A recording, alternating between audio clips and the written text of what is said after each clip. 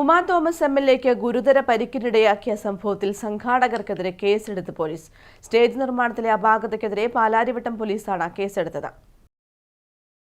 Stage നിർമ്മാണത്തിലെ അപാകതയ്ക്കെതിരെയാണ് Palarivattom police കേസെടുത്തത്. കേസിൽ എഫ്ഐആർ രജിസ്റ്റർ ചെയ്തു.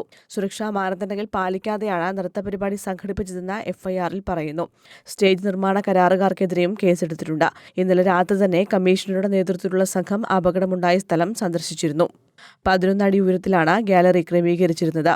55 അടി നീളമുള്ള സ്റ്റേജിൽ 8 അടി വീതിയിലാണ് കസേരകളിടാൻ സ്ഥലമൊരുക്കിയത്.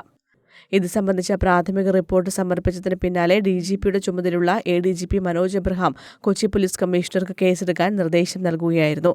ഇന്നലെ വൈകിട്ടാണ് കൊച്ചി കലൂർ ഇന്റർനാഷണൽ സ്റ്റേഡിയത്തിൽ വെച്ചുണ്ടായ അപകടത്തിൽ ഉമാ തോമസ് എം.എൽ.എക്ക് ഗുരുതര പരിക്കേറ്റത്.